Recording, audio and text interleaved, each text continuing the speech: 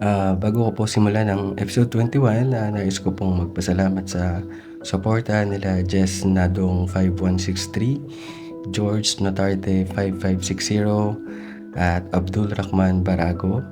Shoutout po sa inyo at salamat sa suporta at pagtangkilik sa aking channel.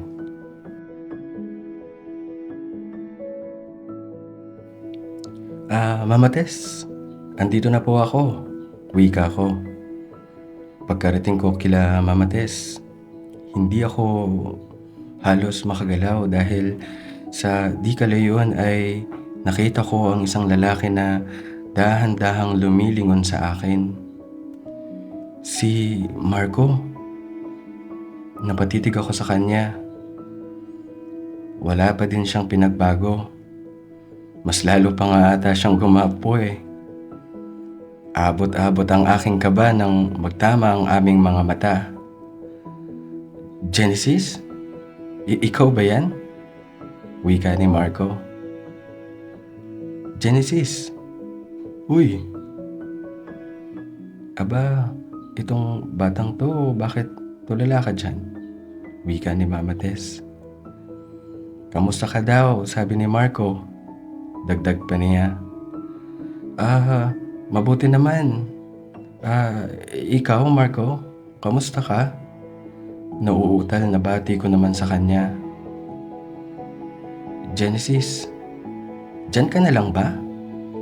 Aba ay, halika na dito nang makakain. Ano bang nangyayari sa'yo, bata ka? Wika ni Mama Tess. Agad naman akong lumapit sa lamesa at inilapag ang soft drink aking binili. Pero sa puntong iyon ay nakatitig pa din ako kay Marco na nakatingin din naman sa akin. Aba, Genesis, tumaba ka. Lalo kang gumwapo. Wika ni Marco. Naku, hindi naman. Masarap din kasing magluto si Mama Tess kaya medyo nagkalaman-laman. Sagot ko naman. Tama na muna ang kwentuhan. Kumain na muna tayo. Wika ni Mama Tess at habang kumakain ay palihim akong sumusulyap kay Marco na nakikita ko naman na lihim din niya akong sinusulyapan. Matapos kumain ay naupo na kami sa sala ni Mama Tess. Habang si Marco naman ay nagkukwento ng mga karanasan niya sa Maynila. Paminsan-minsan ay nakikita ko na sumusulyap din siya sa akin na nagbibigay naman ng kakaibang kiliti sa akin.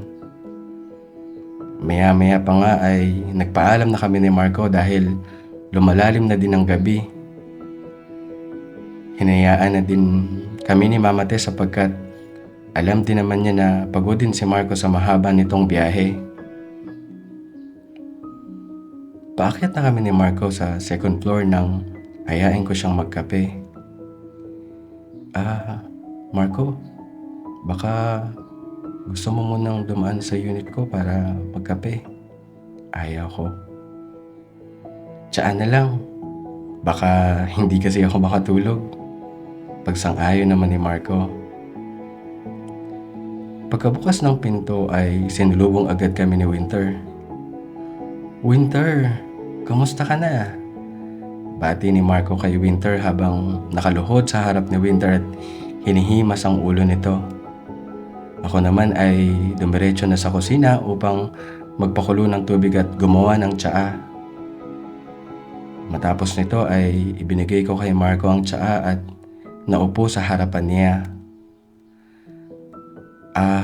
Marco, hindi pa pala ako nakakapagpasalamat sa iyo nung na-ospital ako.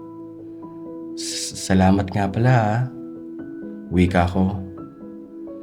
Nako, wala yun. Sayang nga at pinabalik na ako ni Mami sa Maynila. Hindi tuloy kita nasamahan hanggang makalabas ka ng ospital. Sagot niya. Nako, okay lang naman. Hindi nga lang tayo nabigyan ng pagkakataon na makapag-usap at magkaayos man lang. Wika ko. Nako, Genesis, 2 taon nang nakakaraan. Kinalimutan ko na yon. Sana lang ay hindi ka nagalit sa akin. Nakangiting wika ni Marco. Kahit ako, kinalimutan ko na din yon, Marco. Hindi naman na ako galit sa'yo at sana hindi ka na din galit sa akin. Sagot ko naman.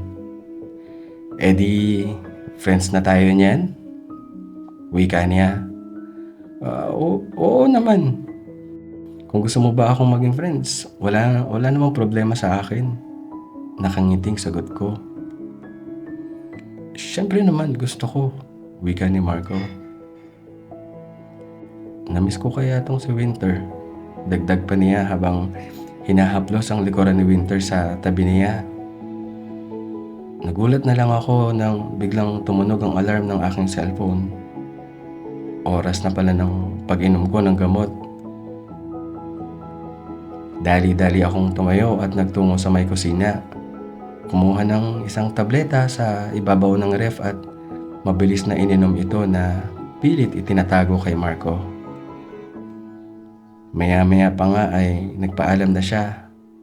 Marahil ay inaantok na. Dala na din siguro ng pagod sa haba ng kanyang biyahe.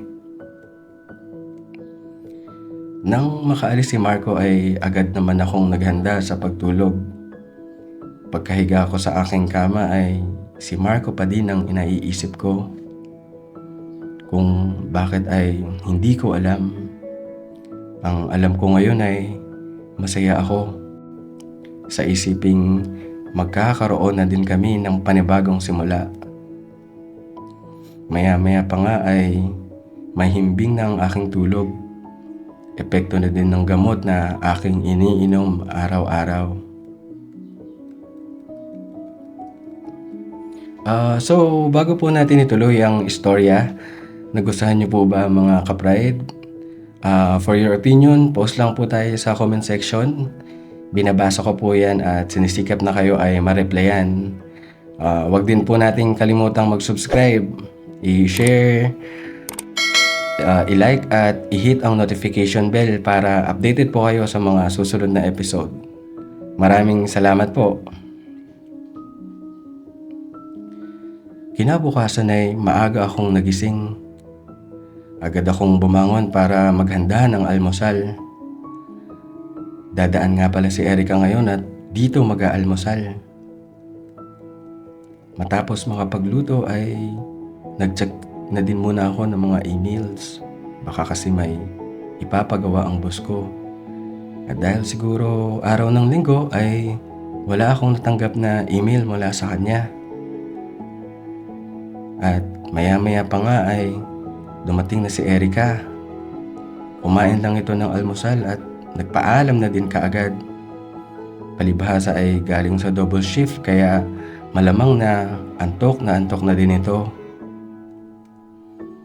Naghuhugas ako ng kinainan namin ni Erica nang biglang may nagsalita sa aking likuran.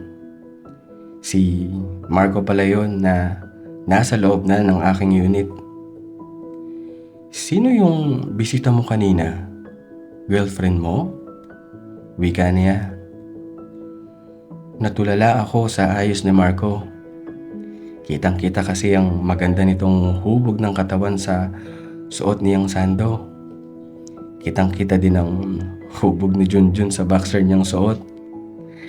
Agad ko din namang iniwas ang aking paningin dahil unti-unti ko ding nararamdaman na nagigising si Junjun ko.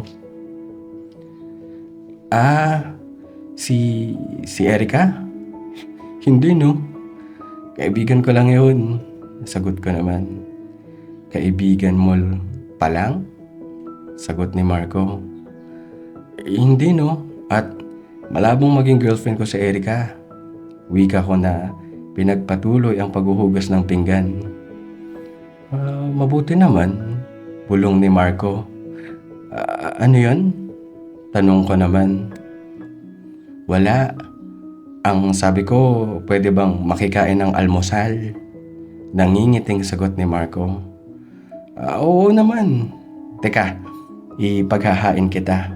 Sagot ko at Agad namang naupo si Marco sa harapan ng lamesa habang nag-iinat ng kanyang braso pataas sa kanyang ulo.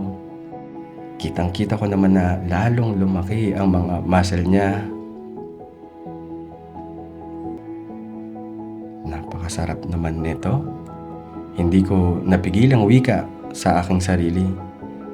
May sinasabi ka, Genesis? Tanong ni Marco.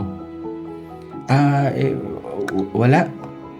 Sabi ko masarap ito kaya kumain ka na. Habang nilalapag ang pagkain sa kanyang harapan.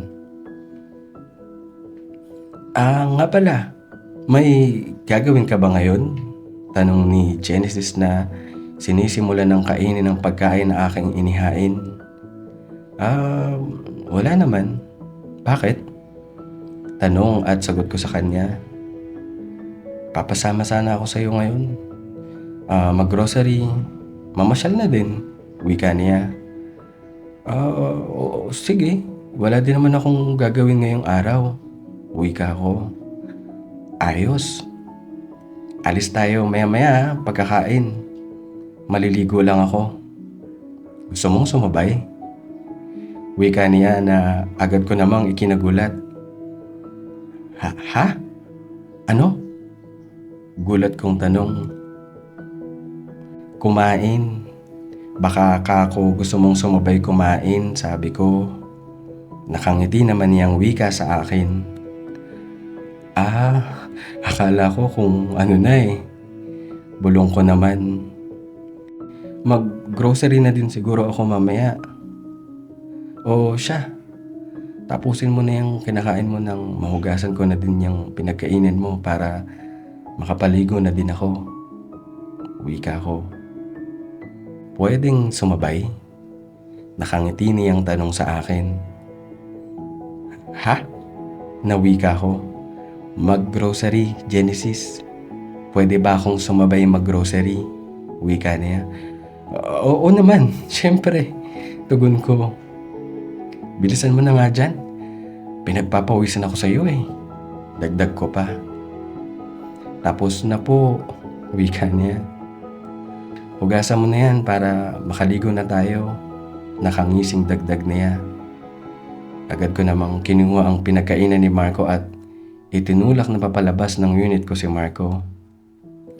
Bilisan mong maligo Pagbaba ko dito at hindi ka pa tapos maligo, papasukan talaga kita sa banyo. Pagbibiro ni Marco. Ewan ko sa'yo. Sige na. Wika ko, sabay sarado at lock ng pintuan ko. Kasi naman, baka nga pasukin ako ni Marco sa banyo.